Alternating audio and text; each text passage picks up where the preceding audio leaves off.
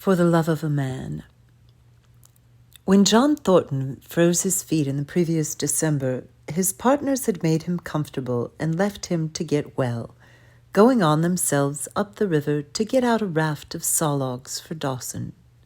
He was still limping slightly at the time he rescued Buck, but with the continued warm weather, even the slight limp left him. And here, lying by the riverbank through the long spring days, watching the running water, listening lazily to the songs of birds and the hum of nature, Buck slowly won back his strength. A rest comes very good after one has traveled 3,000 miles, and it must be confessed that Buck waxed lazy as his wounds healed, his muscles swelled out, and the flesh came back to cover his bones. For that matter, they were all loafing, Buck, John Thornton, and Skeet and Nig, waiting for the raft to come that was to carry them down to Dawson. Skeet was a little Irish setter who made early friends with Buck, who, in a dying condition, was unable to resent her first advances. She had the doctor trait which some dogs possess, and as a mother cat washes her kittens, so she washed and cleansed Buck with swoons. Regularly, each morning, after he had finished his breakfast, she performed her self-appointed task till he came to look for her ministrations as much as he did for Thornton's. Nig, equally friendly, though less demonstrative, was a huge black dog, half bloodhound and half deerhound, with eyes that laughed and a boundless good nature. To Buck's surprise, these dogs manifested no jealousy toward him. They seemed to share the kindliness and largeness of John Thornton. As Buck grew stronger, they enticed him into all sorts of ridiculous games, in which Thornton himself could not forbear to join, and in this fashion Buck romped through his convalescence and into a new existence. Love, genuine, passionate love, was his for the first time. This he had never experienced at Judge Miller's down in the sun-kissed Santa Clara Valley. With the judge's sons, hunting and tramping, it had been a working partnership. With the judge's grandsons, a sort of pompous guardianship. And with the judge himself, a stately, dignified friendship. But love, that was feverish and burning, that was adoration, that was madness. It had taken John Thornton to arouse.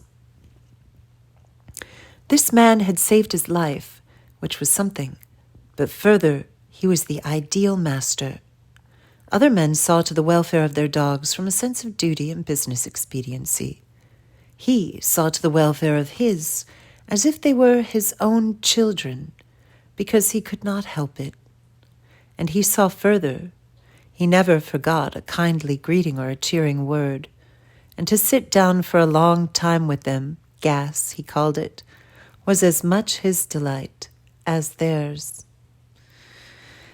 He had a way of taking Buck's head roughly between his hands and resting his own head upon Buck's, of shaking him back and forth, and while calling him ill names then that to Buck were love names, the while calling him ill names that to Buck were love names.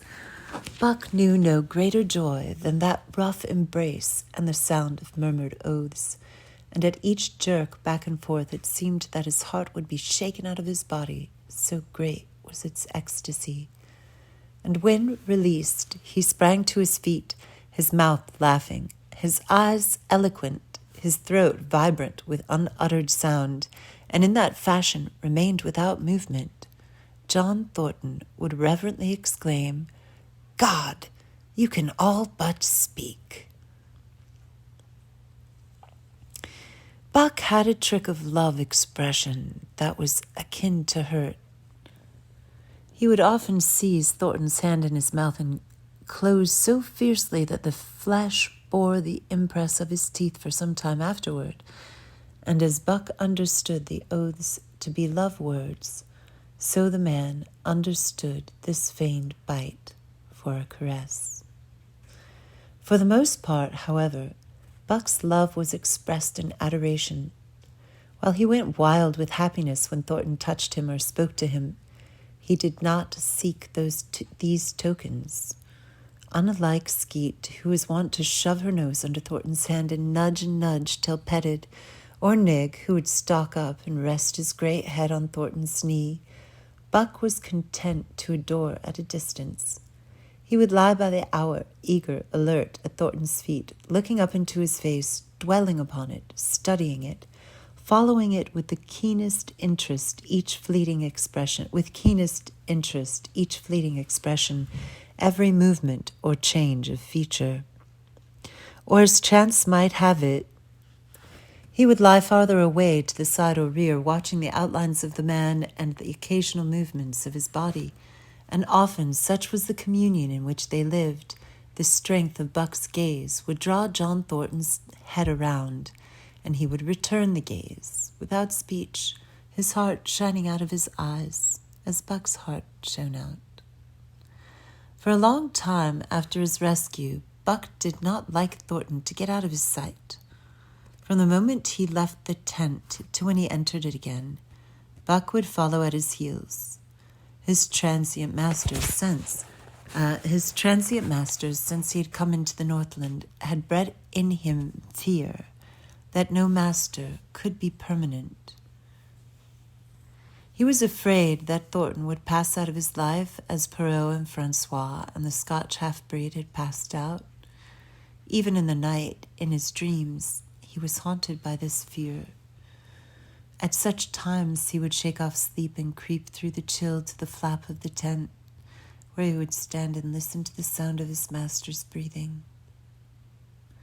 But in spite of this great love he bore John Thornton, which seemed to bespeak the soft, civilizing influence, the strain of the primitive which the Northland had aroused in him remained alive and active.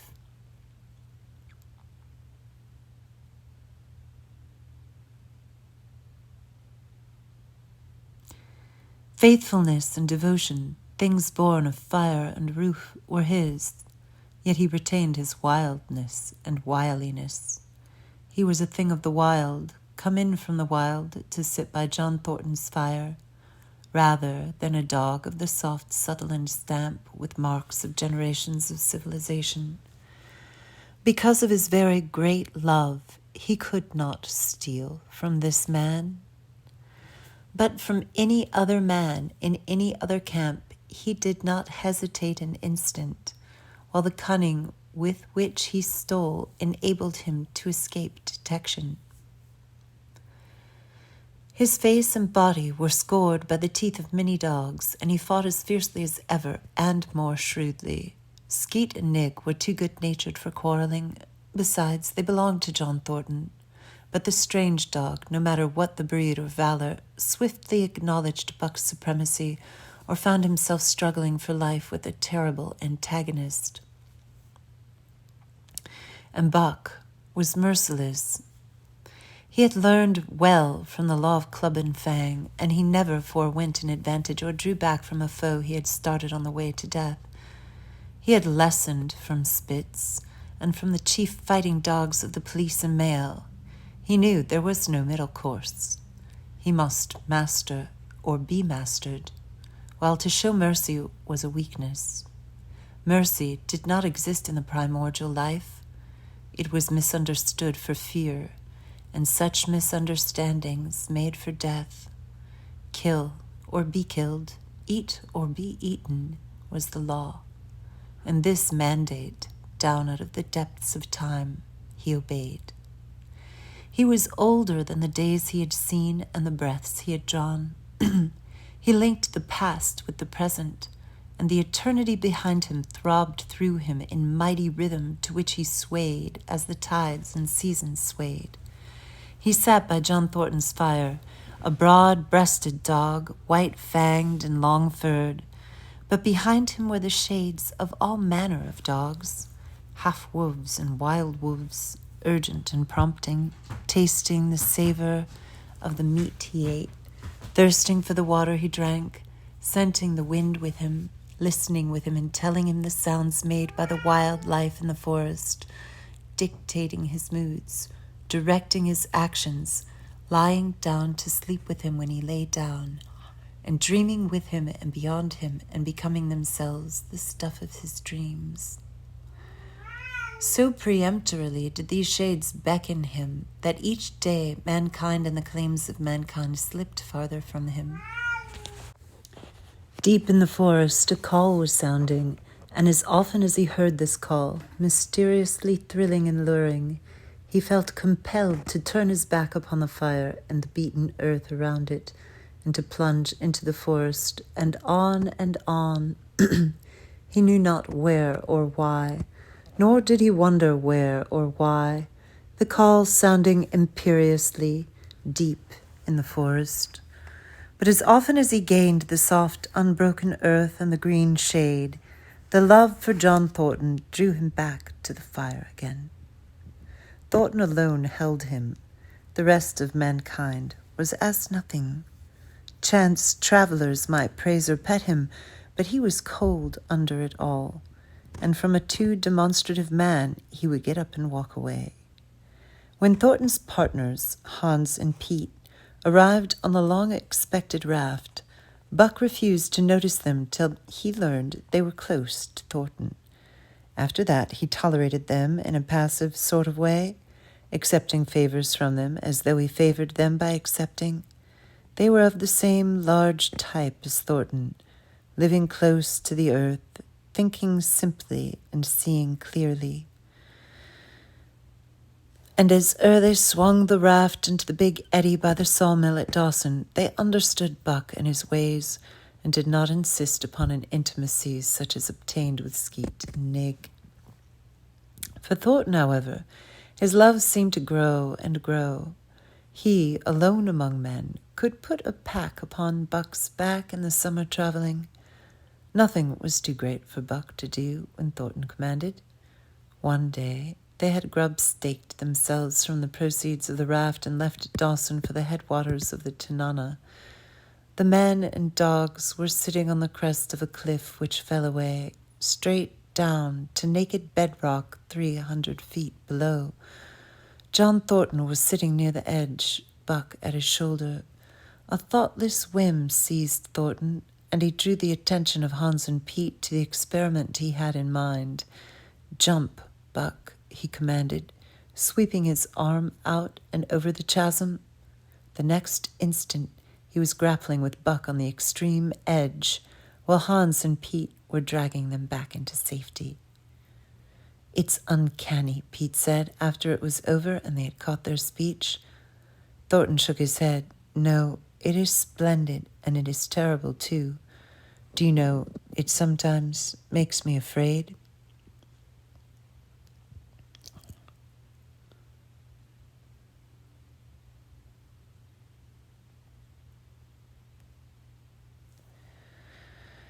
"I'm not hankering to be the man that lays hands on you while he's around," Pete announced conclusively, nodding his head toward Buck.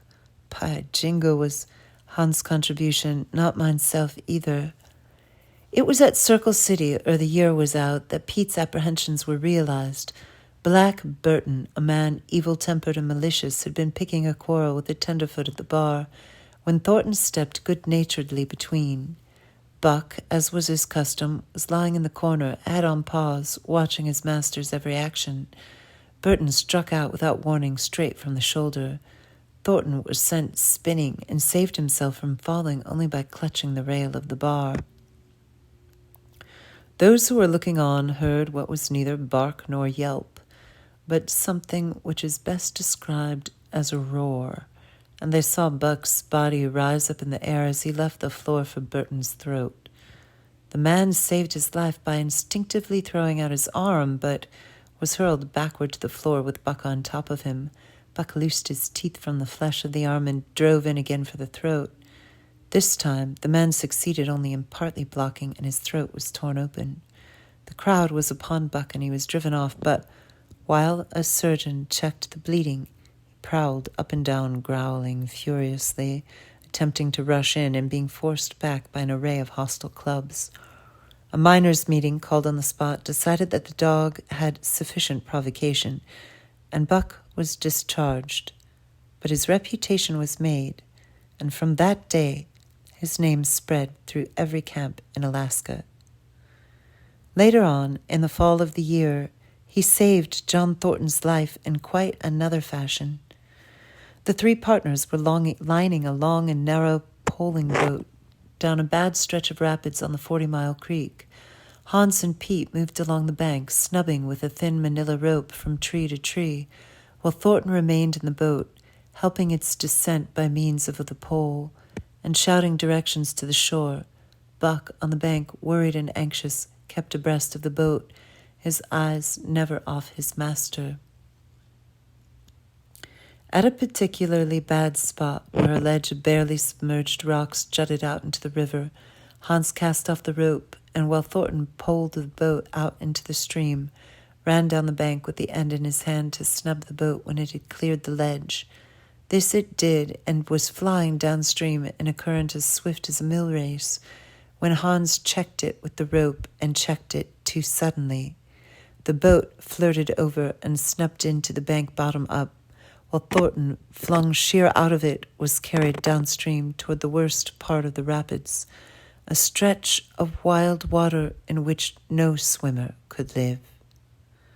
Buck had sprung in on the instant, and at the end of 300 yards, amid a mad swirl of water, he overhauled Thornton. When he felt him grasp his tail, Buck headed for the bank, swimming with all his splendid strength. But the progress shoreward was slow, the progress downstream amazingly rapid. From below came the fatal roaring where the wild current went wilder and was rent in shreds and spray by the rocks which thrust through like the teeth of an enormous comb. The suck of the water as it took the beginning of the last steep pitch was frightful, and Thornton knew that the shore was impossible. He scraped furiously over a rock, bruised across a second, and struck a third with crushing force. He clutched its slippery top with both hands, releasing Buck, and above the roar of the churning water shouted, "Go, Buck, go!" Buck could not hold his own and swept on downstream, struggling desperately but unable to win back. When he heard Thornton's command repeated, he partly reared out of the water, throwing his head high as though for a last look, then turned obediently toward the bank. He swam powerfully and was dragged ashore by Pete and Hans at the very point where swimming ceased to be possible and destruction began. They knew that the time a man could cling to a slippery rock in the face of that driving current was a matter of minutes, and they ran as fast as they could up the bank to the point far above where Thornton was hanging on. They attached the line with which they had been snubbing the boat to Buck's neck and shoulders, being careful that it would neither strangle him nor impede his swimming, and launched him into the stream. He struck out boldly, but not straight enough into the stream. He discovered the mistake too late when Thornton was abreast of him and a bare half-dozen strokes away, while he was being carried helplessly past. Hans promptly snubbed with the rope as though Buck were a boat, the rope thus tightening on him in the sweep of the current. He was jerked under the surface, and under the surface he remained till his body struck against the bank and he was hauled out. He was half drowned, and Hans and Pete threw themselves upon him, pounding the breath into him and the water out of him. He staggered to his feet and fell down. The faint sound of Thornton's voice came to them, and though they could not make out the words of it, they knew he was in his extremity. His master's voice acted on Buck like an electric shock. He sprang to his feet and ran to the bank ahead of the men to the point of his previous departure. Again the rope was attached and he was launched, and again he struck out, but this time straight into the stream. He had miscalculated once, but he would not be guilty of it a second time. Hans paid out the rope, permitting no slack, while Pete kept it clear of coils. Buck held on till he was on a line straight above Thornton. Then he turned, and with the speed of an express train, headed down upon him. Thornton saw him coming, and as Buck struck him like a battering ram with the whole force of the current behind him, he reached up and closed with both arms around the shaggy neck. Hans snapped the rope around the tree, and Buck and Thornton were jerked under the water, strangling, suffocating, sometimes one uppermost and sometimes the other, dragging over the jagged bottom, smashing against rocks and snags. They veered into the bank.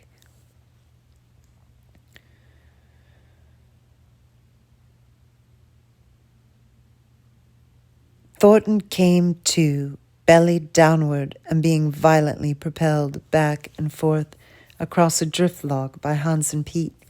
His first glance was for Buck, over whose limp and apparently lifeless body Nick was setting up a howl, while Skeet was licking the wet face and closed eyes.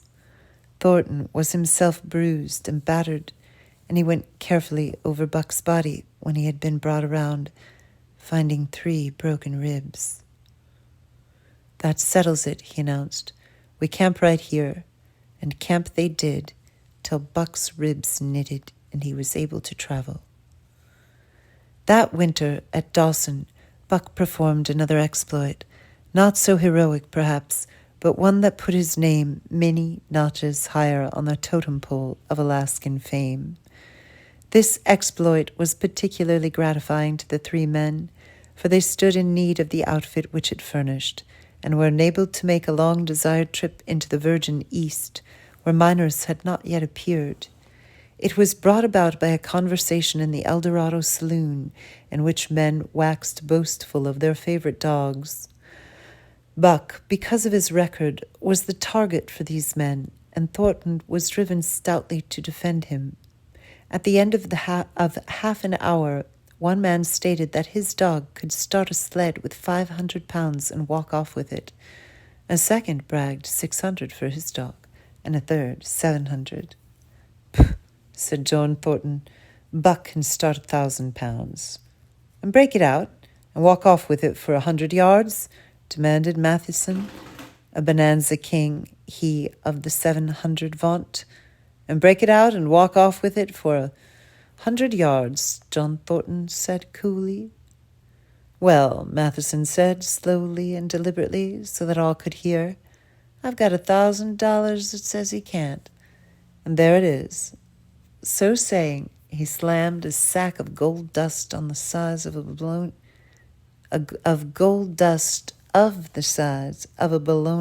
bologna sausage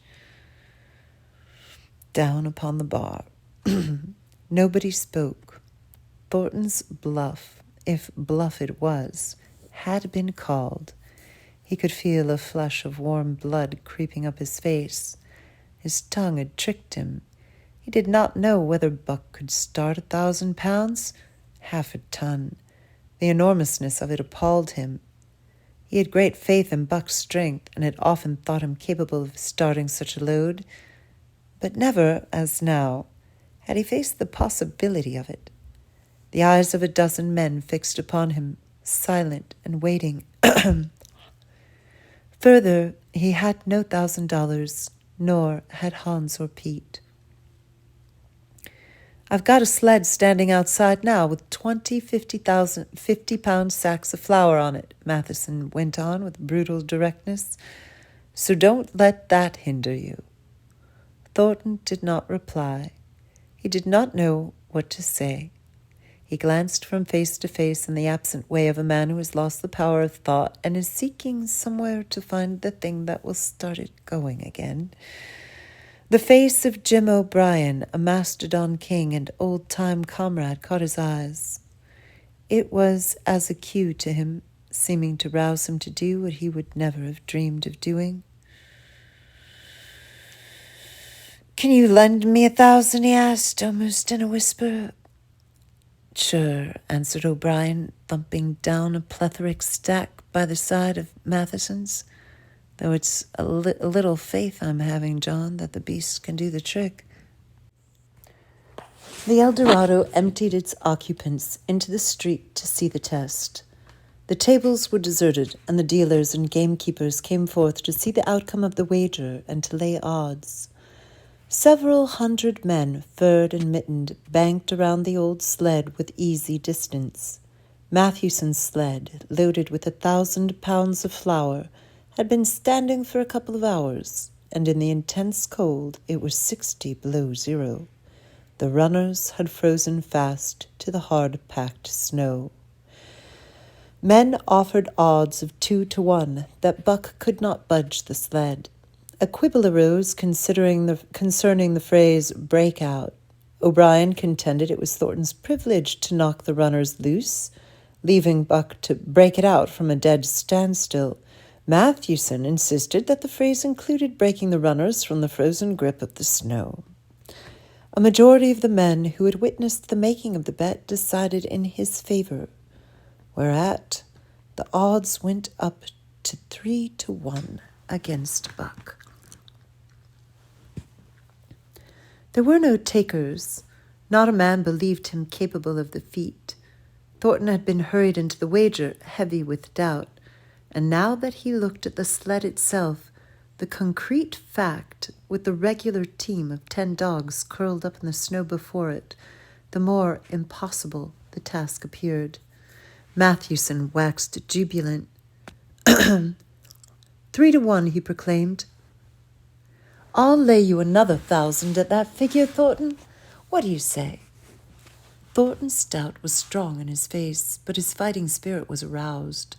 The fighting spirit that soars above odds, fails to recognize the impossible, and is deaf to all save the clamor for battle. He called Hans and Pete to him. Their sacks were slim, and with his own 3 partners could rake together only $200. In the ebb of their fortunes, this sum was their total capital, yet they laid it unhesitatingly against Matthewson's 600. The team of 10 dogs was unhitched, and Buck, with his own harness, was put into the sled. He had caught the contagion of the excitement, and he felt that in some way he must do a great thing for John Thornton. Murmurs of admiration at his splendid appearance went up. He was in perfect condition, without an ounce of superfluous flesh, and the 150 pounds that he weighed were so many pounds of grit and virility. His furry coat shone with the sheen of silk. Down the neck and across the shoulders, his mane, in repose as it was, half bristled and half seemed to lift with every movement, as though excess of vigor made each particular hair alive and active. The great breast and heavy forelegs were no more than in proportion with the rest of the body, where the muscles showed in tight rolls underneath the skin. Men felt these muscles and proclaimed them hard as iron, and the odds went down 2-1.